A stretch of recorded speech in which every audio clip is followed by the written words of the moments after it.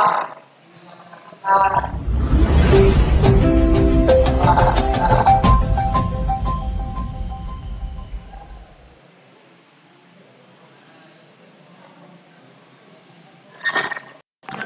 warahmatullahi wabarakatuh.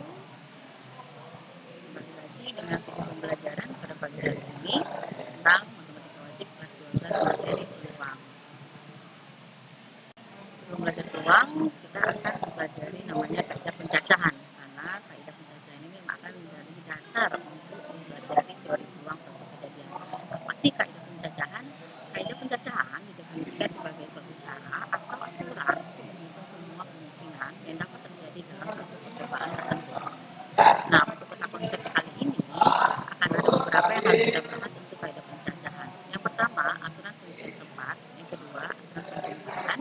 Yang ketiga, itu tentang aturan perkalian. Yang keempat, kombinasi. Dan terakhir akan kita pelajari tentang permutasi. Baik, yang pertama kita bahas untuk pertemuan kali ini yaitu aturan pengisian tempat atau nama lainnya adalah Fleming's Law. Nah, pada metode aturan pengisian tempat mungkin didaftar secara manual. Contoh yang pertama bisa kita lihat pada hal berikut. Sediakan himpunan angka 1, 2, 3, 4. Jika akan dibentuk bilangan yang terdiri dari 2 angka, berapa banyak bilangan yang akan terbentuk? Dengan syarat A, boleh ada angka yang diulang. B, tidak boleh ada angka yang diulang. Oke, yang pertama kita akan coba boleh ada angka yang diulang. Berarti tadi ada 2 slot ya yang diminta. Ada slot pertama dan slot kedua. Nah, slot pertama ini diisi oleh angka 1, 2, 3, atau 4. Boleh salah satunya. Karena angka itu boleh diulang, maka pada slot kedua itu boleh diisi dengan angka yang sama pada slot yang pertama. Jadi kemungkinan pada slot kedua itu adalah tetap 4 kemungkinan. Jadi banyaknya cara pengisiannya itu adalah 4 kali 4 yaitu 16 cara. Kemudian untuk tidak boleh ada angka yang diulang. Syaratnya gimana?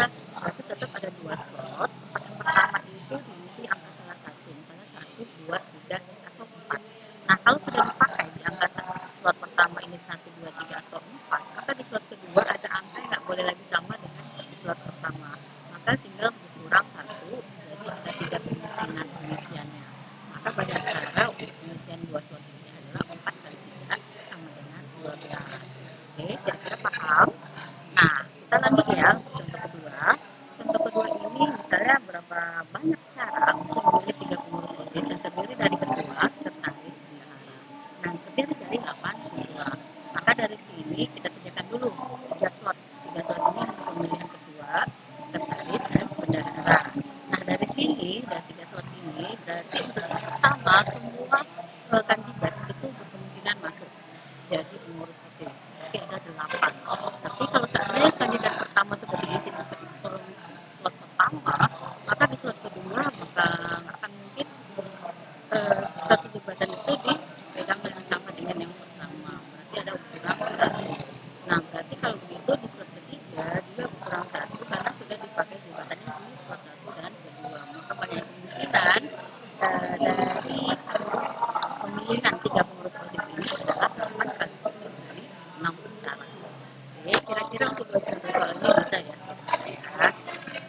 Jadi kesimpulan kita untuk pertemuan pertama kali ini, kejadian pertama dapat terjadi dengan intensi cara yang berbeda, kejadian kedua terjadi dalam N2